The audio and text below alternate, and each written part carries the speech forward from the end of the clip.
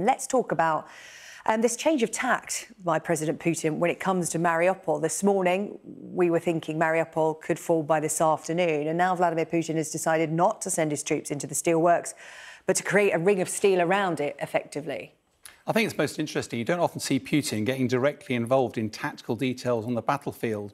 So I think we've got to look beyond what is actually going on here. I think it's pretty evident that this is a very difficult nut to crack for Russia at the moment. When Putin announced it, he talked about the impact on his Russian forces, that they were getting a bloody nose doing it. And it's a distraction from his main effort. And the other thing is there are unconfirmed reports of thousands of civilians still in that area. Any assault on that would inevitably highlight lots of civilian casualties. Whilst that hasn't been an issue for Russia up to now, given that the world's media is focused on this, I suspect it wouldn't be helpful to his war aims. There is a risk, of course, by moving his troops away, is that you make the remaining Russian troops static. You therefore provide some initiative potentially to the Ukrainians. But for me, crucially, whilst there is Ukrainian resistance there, it'll continue to be a thorn in the side of Russia.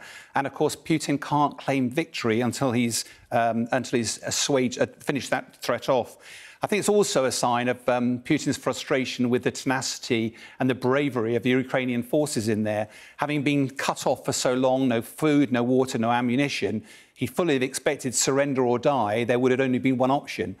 And yet they've chosen to fight on. And I think that's the really good example of the military ethos of those fighters, that they are service before self, that they are prepared to make the ultimate sacrifice for the greater good. And what is the greater good here? Let's be clear. For every minute they have been tying up Russian forces, it's a minute when those forces can't move away. It's another minute where those forces, Russian forces, can't get involved and start targeting their brothers up to the north. And I think this is a really amazing example of bravery, tenacity, and ultimately sacrifice. Yeah, just one of so many. In terms of this decision by President Putin about what happens at the steelworks, how does this affect the overall campaign that they're mounting in the east of the country? Well, I think it's exposed, if we didn't know before, that clearly the Donbass region is the priority for Putin. He's throwing all his resources at it. We've had the mayor of Kharkiv reporting that there's been shelling going on up to the north there just very recently.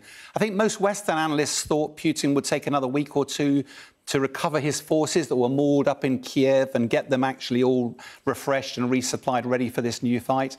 Unfortunately, every day that goes by provides the Ukrainians another day to recover, get more aid into the country. So it's always going to be a compromise. I think most Western analysts believe that Russia has gone quite early on this offensive and also spread itself out over a 300-mile front line, which carries a lot of risk.